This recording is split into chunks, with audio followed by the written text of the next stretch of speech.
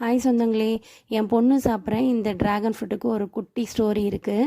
நீங்கள் தெரிஞ்சுக்கணும் அப்படின்னா இந்த வீடியோவை ஸ்கிப் பண்ணாமல் பாருங்கள். 3 இயர்ஸ் முன்னாடி பார்த்தீங்க அப்படின்னா நான் ஆன்லைனில் தான் இந்த 3 செடி வாங்கியிருந்தேன். ஆஃபரில் 3 செடி போட்டிருந்தாங்க. 3ம் வாங்கி 3 பிளாஸ்டிக் டப்பாவில் வந்துட்டு அந்த செடியை வச்சுட்டேன். அது வைக்கும் போது பார்த்தீங்க அப்படின்னா இங்கே வந்து எனக்கு நான் இந்த ஊருக்கு புதுசுன்னு சொல்லியிருந்தேன், மண் வந்து எங்கே வாங்கணும்னு தெரியல, கடை எங்கே இருக்குதுன்னு தெரியல. இன்னொன்று பார்த்தீங்க அப்படின்னா இங்கே உள்ள தெருவில் உள்ள மண்ணை தான் எடுத்து நான் வச்சேன். அந்த மண் பார்த்தீங்க அப்படின்னா கழிப்பு மண். இங்கே இந்த ஏரியாவில் கழிப்பு மண், அதாவது தண்ணி நின்னா வந்து மண் குழ குழன்னு ஆகிடும். இதே தண்ணி இல்லை அப்படின்னா பாறை மாதிரி இறுகிடும் அந்த மண். ஸோ இது வந்து செடி வைக்கிறதுக்கு உகந்த மண் கிடையாது.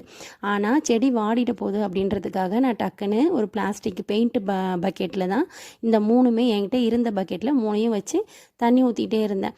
அதுக்கப்புறம் அது கள்ளி செடி தானே அப்படின்னு சொல்லிட்டு ஒரு ஸ்டேஜ் வளர்ந்துச்சு. வேறு மண் மாற்றலாம் அப்படின்னு பார்த்தா என்னால் அதை தூக்க முடியல, அதை தொட முடியல, முள் வந்து நிறையா இருந்தது. சரி நான் அப்படியே விட்டுட்டேன், அது இருக்கட்டும் அப்படின்ட்டு அந்த செடியிலே இருக்கும். நான் அதை எந்த பராமரிப்புமே பண்ணலை. அடிக்கடி மேலே போவேன் வருவேன், ஆனால் அந்த செடியை வந்து நான் கவனிக்கவே இல்லை. திடீர்னு பார்த்தா ஒரு பூ வந்து நல்ல என் கை சைஸுக்கு, அது மொட்டு வச்சது எதுவுமே நான் பார்க்கல, என் கை சைஸுக்கு வந்துட்டு ஒரு மாதிரி சாண்டல் கலரில் அது பார்க்கவே அந்த பூ வந்து ரொம்ப அழகாக இருந்துச்சு.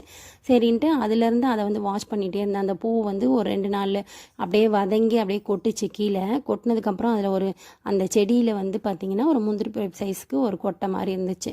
அதுலேருந்து தான் இப்போ இந்த ட்ராகன் ஃப்ரூட் காமிக்கிறேன் இல்லையா, இதே மாதிரி க்ரீன் கலரில் அப்படியே வளர்ந்து அழகாக வந்து அது க்ரீன் கலர்லேருந்து ஒரு ஸ்டேஜில் அப்படியே அதுவே கலர் மாறி ரெட்டிஷாக மாறுச்சு.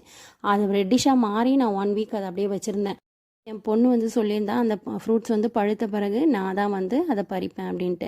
சரி நான் அவளை விட்டு அன்றைக்கி டைம் ஆகிடுச்சு, மார்னிங் அவசரமாக அதை பறித்து கொடுத்துட்டு அவள் ஸ்கூல் போயிட்டா. போனதுக்கப்புறம் வந்து சொல்லிகிட்டே போயிருந்தேன் என்கிட்ட, நான் ஈவினிங் தான் நான் வந்து தான் அந்த ஃப்ரூட்ஸை வந்து கட் பண்ணுவேன் அப்படின்ட்டு. சரி ஓகே அப்படின்னு அப்படியே வச்சுருந்தேன். ஈவினிங் வந்து அதை கட் பண்ணி பார்த்துட்டு அவளுக்கு அவ்வளோ ஒரு சந்தோஷம், எனக்குமே ரொம்ப ஹாப்பி. ஆன்லைனில் பார்த்தீங்க அப்படின்னா இதை ஒரு நான் 100 ருபீஸ் தான் வாங்கினேன். 3 செடி வந்து 3 கலரில் ட்ராகன் ஃப்ரூட்டு காய்க்கும் அப்படின்னு சொல்லி கொடுத்துருந்தாங்க.